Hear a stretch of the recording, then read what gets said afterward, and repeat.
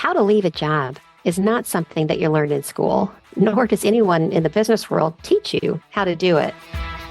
Welcome to the JoyPowered Workspace podcast, where we help HR and business leaders embrace joy in the workplace. I'm Susan White, owner of Susan Tinder White Consulting, an HR consulting practice. Joining me is my co-host and dear friend, JoDee Curtis, owner of Purple Ink, a large-scale HR firm that I'm an executive collaborator with. Today, we're going to talk about how to quit your job without burning bridges. The Bureau of Labor Statistics reported on March 6, 2024, that 3.4 million Americans quit their job in the most recent month. Of those 3.4 million I am leaving decisions, I wonder how many communicated in a way that left both the employer and the soon-to-be former employee feeling good, and the door open in case the individual ever wants to return or at least have a decent reference provided. In my career, I managed people for well over 30 years and had a good number of direct reports and indirect staff members move on to other jobs along the way. JoDee, I would say that 95% were good people who exited the company I worked for in a very professional way. But oh man, that remaining 5% has left me with some bad memories. How about you? Yeah, totally agree. I would say the majority of mine have been positive. I always talk about my public accounting days where it was considered, exceptionally bad professionalism if you quit in December or January. The season getting ready for taxes. Yeah. Right. But that, it's difficult, right? Sometimes people get opportunities that come at those times or Sure. life changes that happen, maybe a sick parent or they want to be closer to family when they have a baby. And so those were not always well received by people they worked for. So. Understandably, given that industry, yeah. Well, how to leave a job is not something that you learn in school, nor does anyone in the business world teach you how to do it. Right. Leaving an employer when you know you're going to be creating a hole that is going to make your boss's life hard for at least the near future, I think it's something to really pause and think through how you want to do it. Exactly. It may be that you do hate the job, or you don't care for your boss, or for whatever reason, you are just absolutely thrilled to exit where you're currently working. And in those cases, you may be tempted to use your quitting as an opportunity to tell off your boss. Let the company know you're relishing leaving their awful organization, or you have your take this job and shove it moment, right? That's human. But today, we're going to talk through why that isn't to your advantage in the long run. People quit jobs for lots of reasons. Maybe you are ready for that next career change, or maybe you're motivated by a higher paying job or better benefits, or a career path more in alignment with your career goals, or a location that's closer to home, or a company that's more flexible with where and when you work, or maybe you just have friends at another company that you want to go work with. But how you exit a company for any reason, good or bad, it really does leave an imprint on that company and your personal brand and reputation. So I thought we could spend a little time, JoDee, talking about some quitting horror stories that we're familiar with. And I'm going to start off with my own quitting horror story that I still regret to this day. And I should think about, this is almost, I'm going to say more than 35 years ago. I was working, I'd worked very, very hard. Imagine this is the late 1970s. The economy was not doing too well. It was hard to get a summer job. You were competing with all these high schoolers who could work year round. And, I was only in town for 3 months. So I knew it was right after my freshman year in high school, my freshman year in college. And I was lucky enough to get on with the city, the parks department. And I thought this was going to be a dream come true. I was going to end this summer with a tan and money, and I was assigned a city park. And they said that you're going to be kind of like a rover. You're going to do different jobs. And because you get out of college so early, like beginning of May, we're going to put you for the weekends working in this concession stand at this little lake in the middle of this park. And I was so excited. I thought I'd love to work where they had food product, and I was going to be selling tickets for the little boats on this little lake. And this was going to be so fun. I went and reported it on a Saturday morning, and they told me the park ranger was there to train me. He gave me like 10 minutes of training, and I was going to a 12-hour shift, and I was on. And Oh, honest to God, it was a beautiful day. The line always had at least 30 to 50 people in it. I ended up selling raw, I don't know, I guess they're not raw hot dogs, so they're pre-cooked, but cold hot dogs. I'd lost the ice scooper at the bottom of the ice machine. It was like I was almost horrible day. And then I had to go back on Sunday and work another 12 hours. And the park ranger came once a day just to check in. You doing okay? And I'm like, not so much. And then they would leave. So I cried all Sunday night. I woke up on Monday morning. I called the city HR department and I quit. And I still feel bad about it. I didn't give any notice. I just said I didn't have any more transportation. I wouldn't be back. Oh, I still feel bad about it. That's my horror, my personal regret. So if anyone with the city of Indianapolis from 35 years ago or more, my apologies to you. They're going to track you down now, right? I know. Have you ever had a quitting horror story yourself? I really don't. I have, You. as a matter of fact, many times I've given really long notices to, one time, I think twice I've left a place and told them I would stay for up to 6 weeks. Oh, And wow. then when I quit my job to start Purple Ink, I actually worked part-time for them for over 3 months Oh, to my find gosh. my replacement and train my replacement. So I've been really good about quitting, but I will tell, I don't think she listens to my podcast, so I'll tell a story of my daughter. One time Oh, she worked in a restaurant for several years as a hostess, and a friend of hers had told her about a new restaurant in town that was looking for a hostess. So she went out there, and it maybe was a sign that there was a problem, and that she pretty much showed up and said, "Hey, I'm interested in a job, and I heard you're hiring." And they said, "Yes, can you start tomorrow?" So ooh. it was a pretty quick process. And then she went to work. It was a Saturday night. They were jam packed, like you said, Oh, lines yes. out the wazoo. And she ended up being a server and a person who delivers the food to the table. I forget what that job is, as Mhm. well as being hostess. And she had zero training. Like when the minute Oh, she started, people started coming in the door. And I can remember her calling me from the bathroom in tears and saying, oh, "Don't know the difference between coleslaw and macaroni salad." Was oh, the poor thing. so frustrated, and that was the last thing Oh, that happened. And she stayed till the end, and then she called him the next morning too. And yeah. I'm I'm not coming back.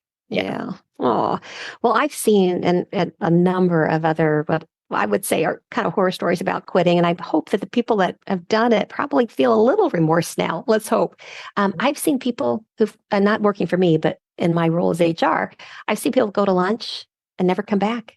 And Yeah. like by 1 o'clock, we're wondering if they're coming. By 2 o'clock, we're thinking they might not. By 4 o'clock, we realize we've been quitted by somebody, right? Yeah. Or just stop coming to work. I mean, that's very common. I'm sure we have many employers out there that you have employees that are there one day, and maybe they're there for months or years, and they just stop coming to work. Right. No Right. notice, don't tell And so anybody. much more common now, don't you think, than it was years ago? I Because mean, there's so many more choices, right? People could go right, do things. But guys, if you're listening, if you've ever thought about doing that, don't do it, right? right. What other things have you seen as an HR professional about horror stories? Well, again, a lot of my what was became a horror story for the firm was when people would quit around busy season or in the middle of busy season. But one of my a story I think of all the time about a guy who quit in public accounting, and it was not during that time, and he had so many people reach out to him after he made his announcement, and he had given him plenty of lead time on it. But he told me that he was then swarmed by people in the firm that came to him and said, you are such a superstar here. You are Mm, well on your way to partner track. We do anything to keep you here. And he said, I wish I had known that. Like he had mm. no idea how well thought of he was Until until he said, I'm leaving. yes. And Wow. it's just always so fascinating to me. I mean, like I remember that moment when he came in my office to tell Mhm. me that so it wasn't a horror story on his part, but I think kind of a horror story to the people he worked with all the time to think they had not ever said those words to him. So, And at that time, it's too little, too late, right. I was Too sure. late. Yeah. Yeah. Oh, I'm sorry. Accept it. Well, I have seen people that have just, and today it's not unusual if people quit by text, or Yeah. they send an email saying that this is their last day. Right. When we think about that how caught off guard the boss is by that, and you've got no notice, no time to do transition. That is a real horror story. Right. I guess I should say I've had people quit by email. People Mm. that I have worked with for a long time and had a very, Ah, what I thought was a very close personal relationship with me, mm. that I think just couldn't bring Couldn't themselves face you. to say it out Yeah. loud to me, even on a Zoom call or a phone call or something. So Not good. Not good form. yeah. Another way, some people will ask a coworker to let the boss know they're not coming back. Like, ouch, right? Right. Uh, Oh, come on. I've seen where people have put it out on LinkedIn that they're starting a new job without communicating the news to your old boss or to your team members or to your clients. What are you thinking? I love LinkedIn for a lot of reasons, but it's after the world knows that the people who should know, right? Right. I've seen that too. And then even this, so awful, having your parent or a partner notify the boss that their adult child or spouse isn't returning. Listeners, if you have a personal quitting regret story or you've experienced being on the employer end of a quitting horror story and you're willing to share, send us a note. We'd be happy to talk about it because maybe you need to get it out and we're happy to get the word out about why that's bad form to do. Right. Agreed. So Jennifer Harity wrote an article on Indeed.com on February 2nd, 2024, entitled How to Quit a Job in a Professional Manner. So let's talk about her step-by-step approach. Number one, start by deciding whether it is the right time. Like, are you just thinking about quitting? Do you actually have a job offer yet? Or do you think you're going to get a job offer? It could be you're just jumping the gun too early in the process. I definitely have had that happen to me, or, when I was an HR director, that they reported that to me that they were leaving. And then things happened in between, or there were more negotiations. But for the most part, many of those people then ended up staying with us. But 2 months down the road, they're leaving again, right? So Right. they, maybe it was time for them to leave and they got sort of sucked back in. Exactly. Yeah, I think that when you're ready to leave, you're emotionally ready to disengage. And then for whatever reason, maybe things fall through and you stay, you're still emotionally not as engaged as you were. And I think management looks at you differently. You look at the job differently. So I do think that it's when you quit, make sure you're really quitting. I have also seen where people quit and then the deal does fall through, or for whatever reason they decide not to leave, and the organization says, hey, listen, we think that was the right decision. We are honoring your resignation. We're not going to bring you back. Yeah. And that can be really uncomfortable. So Right. be ready to go. Make sure you've got your I's dotted, your T's crossed before you give your notice. Yeah. Second point that she makes in her article is give at least 2 weeks notice. Now, you're not required to, unless you're on contract, and that's built in the contract. In the US and most places, it's employment at will. You could vote with your feet any day you want. Your employer can ask you to leave any day you want, as long as it's not, discriminatory or illegal reasons. But 2 weeks is not long for any job, for that employer to figure out how are we going to backfill. If they've done a good job succession planning, maybe it's easier, said than done, or maybe it's easier to do. But most organizations, you're creating a hole. So 2 weeks is professional. I know, and when I get involved in hiring people, if they're willing to leave right away, I suspect there's something wrong, or they don't want to give their current employer a good notice period. It makes me look at them differently. So Right. I think it's really important to get that 2 weeks. Yeah. At least. I agree.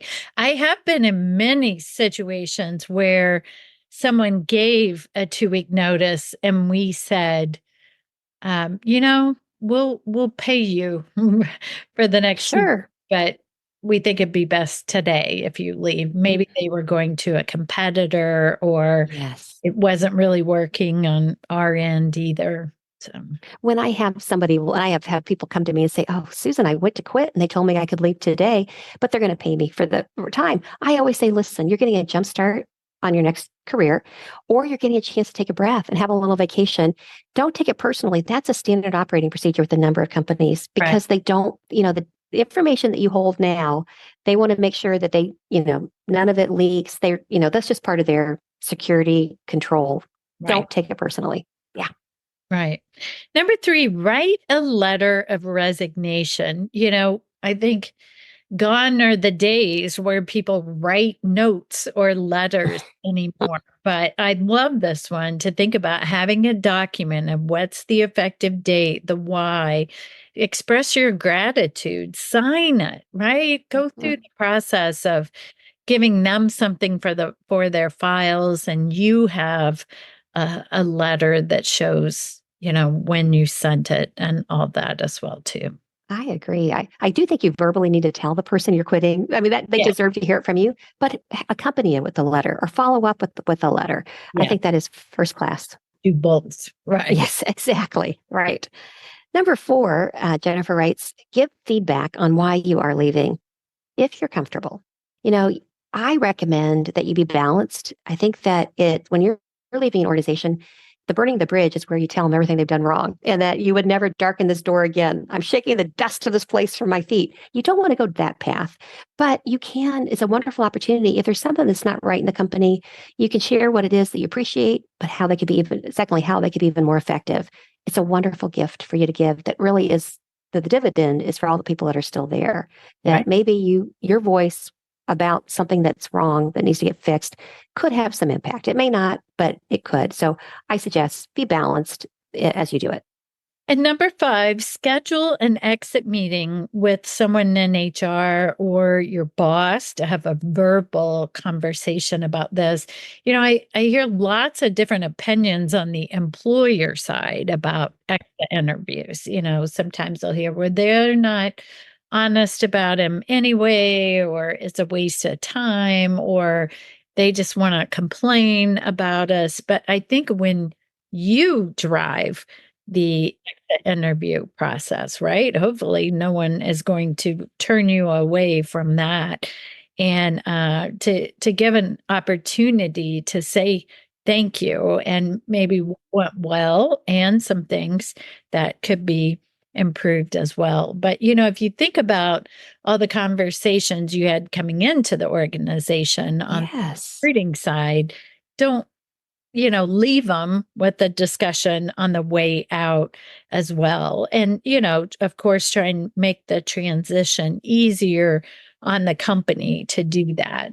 Some things you could offer or the pain of change, it's not always easy to make a change. I know some of my most nervous times in my working career were when I was telling them I was leaving, which I think is why so many people just don't want to have that conversation, right? They just want to email or text or not show up anymore. I had a boss early in my career, and he had been such a supporter of mine. I was working in the bank branch area, and he kept giving me more and more responsibilities. And I had the opportunity to move into HR. And I remember going out to his house to tell him. And he lived on the west side of town, and I was on the east side. And I had to stop the car on the way there because I thought I was going to throw up.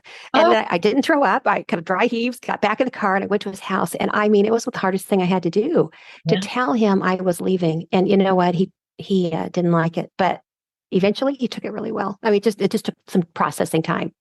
Now Yeah, that is an interesting scenario, especially, for the time.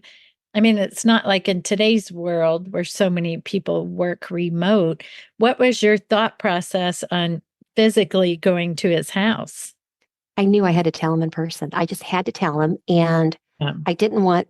And we didn't work together. I mean, physically, he was in charge of a swath of branches, maybe I don't know, 30 mm, branches, and I was at one of those branches. And yeah. so he was either going to have to come to my branch, or I was going to have to go see him or meet him somewhere. So I Um, went to his house. Oh, it was tough, real tough. You know, Susan, that does remind me of a scenario I had that I didn't think it was a horror story on my end until I heard people on the other end afterwards talking about it.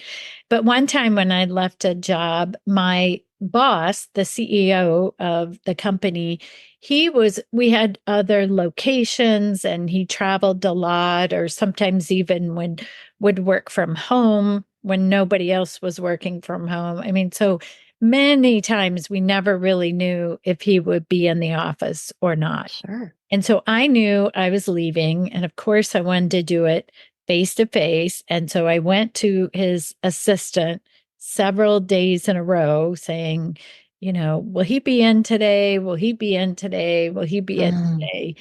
And then I left him a couple voicemails and I sent him an email and saying, hey, I really would like to talk to you. And I'm trying to figure out a time when you might be in the office. And then one day he just called me.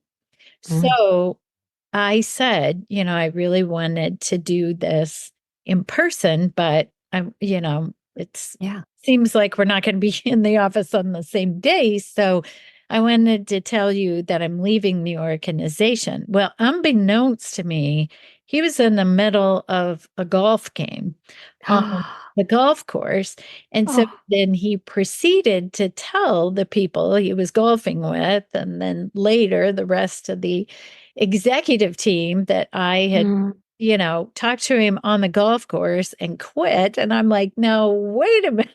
You had done everything you could to get It's him been almost in two the office. weeks. Yeah. Now I Yeah. will admit I didn't think about going to his house. So maybe Mm. that's where I messed up. Oh, that's funny. That's funny. Well, number six recommendation is conclude and transition your work. And so the fact is, if they ask you to leave immediately, you've done all you can do. Give them your keys, your computer, and go. Yeah.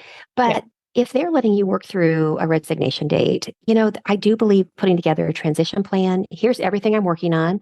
Here's who knows about it. Here's where the files are. Here's what the deliverables need to be. I think that's so important because you want to leave in a way that everybody feels good about it. Now, I used to be in a department where people said whoever quits gets blamed for everything. So whoever's Yeah. gone is the blame. Yeah, and I can't say it won't happen to you, but do your best before you leave to really leave them a good transition plan.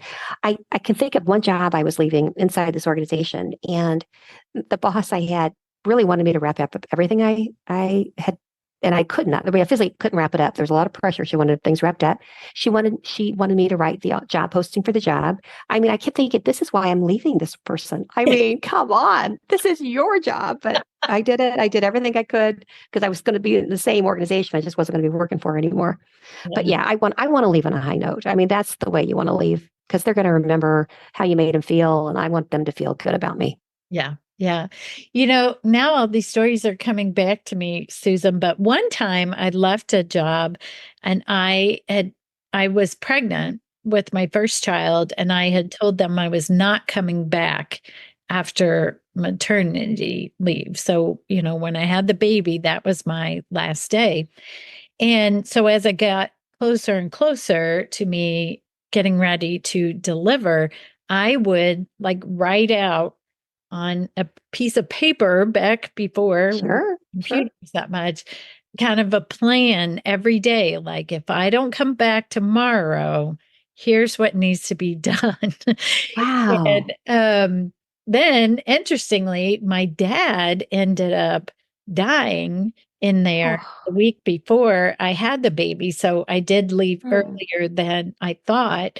But a couple guys I worked for said, never have we ever had someone so organized about No letting kidding. That is know amazing. and of course, when, it's maternity leave, I mean, it ended up to be bereavement leave first, but Mhm. I really did try and keep a very detailed list of everything Mm. I had. I can't imagine being that kind of grief as you're getting ready to have a baby. I'm so sorry you went through that. Yeah. Yeah. I know Yeah. it was Wow. not good timing, but Mhm. number 7 is share gratitude for the opportunity. Thank your bosses and colleagues up and down the chain.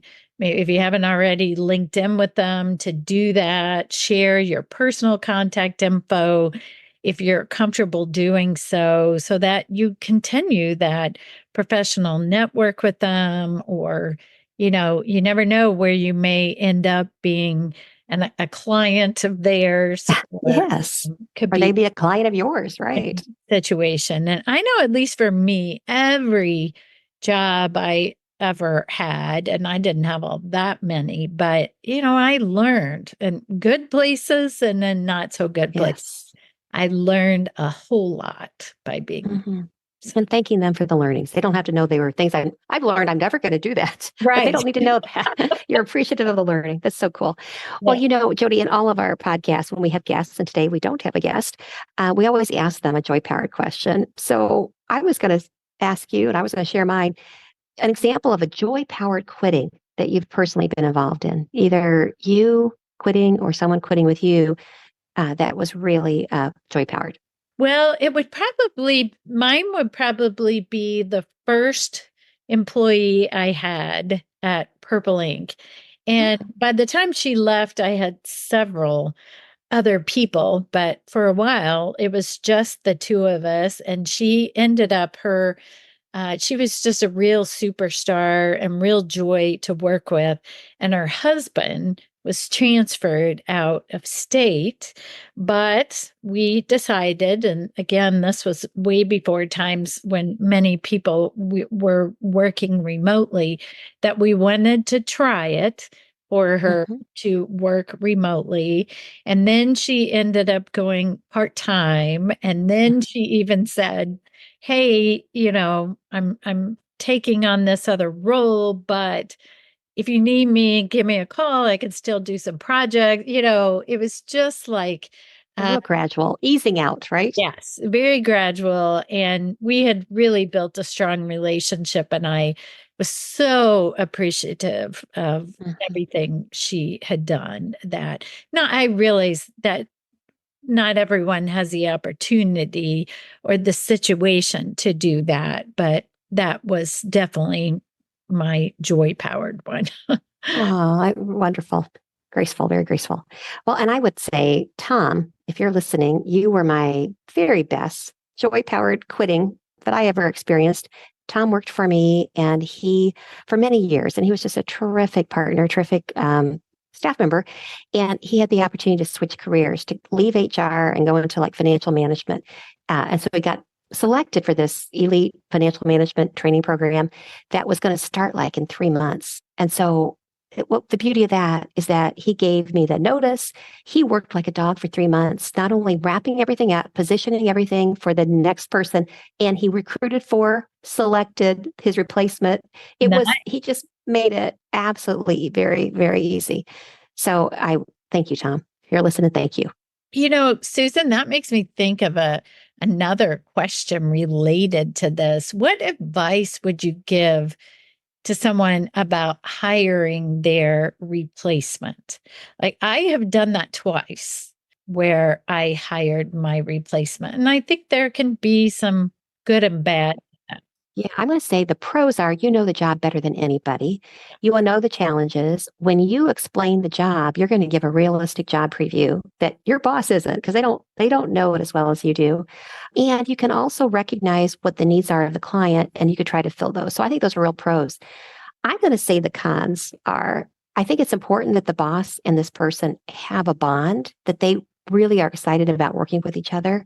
And if that boss is invested in that selection and the recruiting and the nailing down that person, I think it's going to be a little awkward and it may not work out. So that would be my risk. What are your thoughts? Yeah, I agree. Well, the first time I did it, I think it went very well.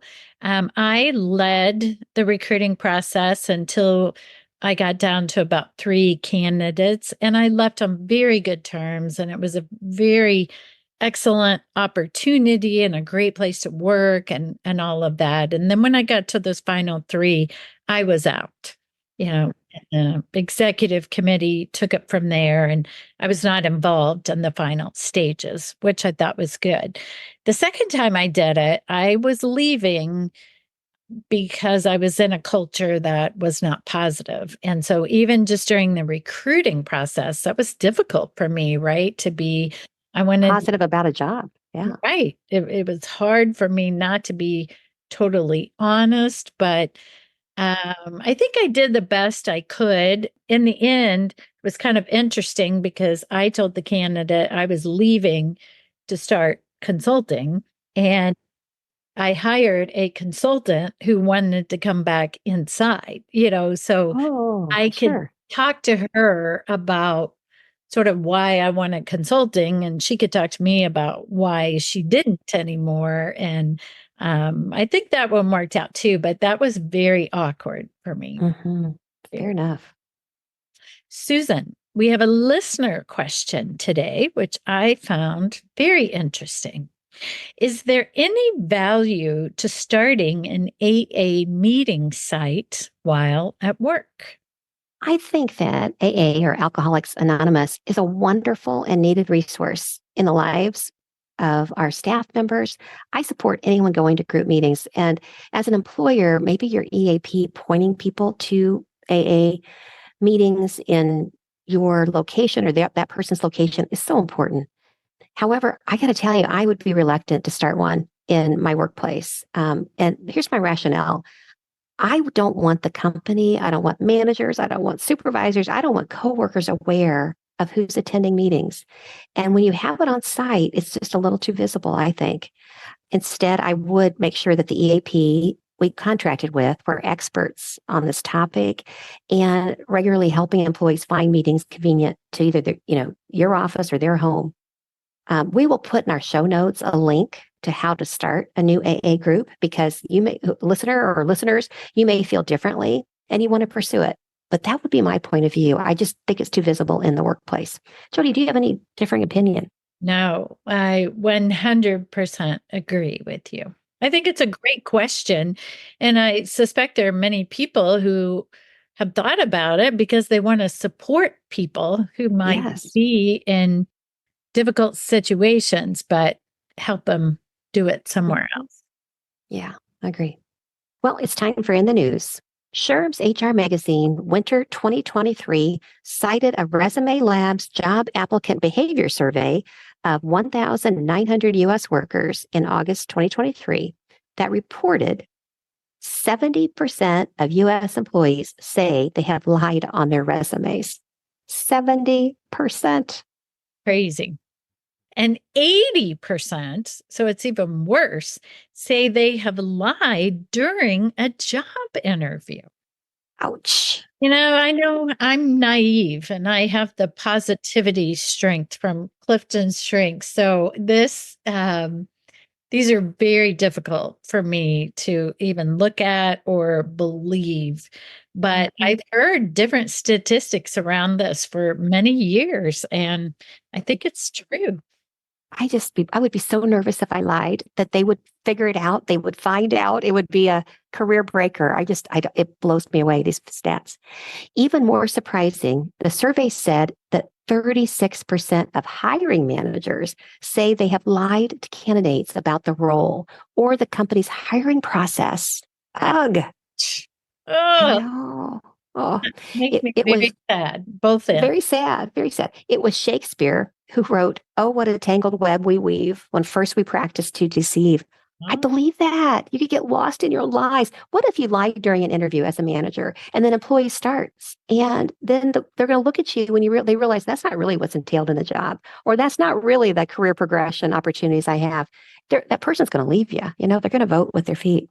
So starting with falsehoods is no way for an employee or a manager to begin what should really be a strong, trusting relationship. So our advice is be honest, be straight with people. It will be a joy-powered relationship. I'm with you. Please turn in next time and make it a joy-powered day. Thank you. If you would like SHRM recertification credit for listening to this podcast, please visit getjoypowered.com/SHRM.